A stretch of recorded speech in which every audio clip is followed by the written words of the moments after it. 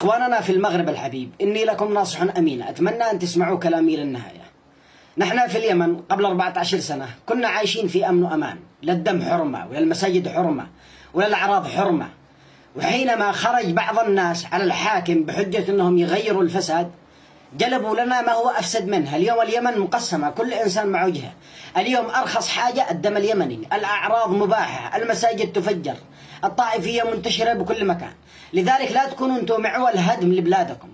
احنا نستغرب من هذه الشعوب، المفروض هذه الشعوب تتعظ من الشعوب الأخرى دي خرجت على حكامها، بحيث انها يعني العدو ما يجد اي ثغرة انه يخرب هذه البلاد او يجعلها مقسمة او يفتن بين اهلها او مع اي دولة مجاورة.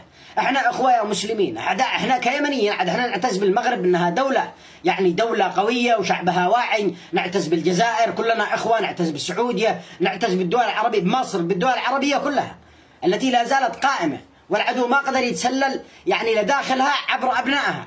فلا تكونوا انتم معولها. هذه نصيحة والزمن بيكتب. المكان اللي بتروحوا له اليوم هذه احنا راجعين منه من قبل 14 سنة. اليوم اليمن منتهية تماما، وهم خرجوا على أساس أنهم يغيروا الفساد، وما كانش فيه فساد نهائيا. كان لا الدم حرمة ولا العرض حرمة ولا المساجد حرمة ولا الدين حرمة ولا الصحابة حرمة، والكل شيء جميل داخل اليمن حرمة، وكل مجرم يحاسب. اليوم نحن المجرمين يطلقون في الشوارع ضد المواطنين، تفجر البيوت على رؤوس ساكنيها، تنشر العقيدة ذي تكفير صحابة النبي محمد صلى الله عليه وآله وصحبه وسلم، يعني خراب دنيا ودين. لذلك منهج السلف حفاظ على أبناء الإسلام وليس حبا في الحكام. هذا يعني حفاظا على بلادكم، أمنكم وأمانكم.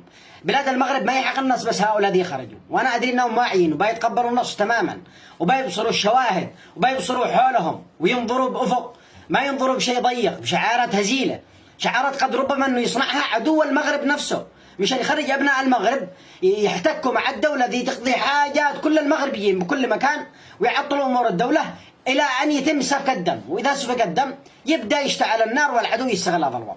فالله الله بالمغرب الحبيب، الله الله بالجزائر، كلنا أخوة، كلنا مسلمين. وهيهات أن تنطلي على أبناء الإسلام مؤامرات الصهاينة أو الصفاينة أو الأمريكا.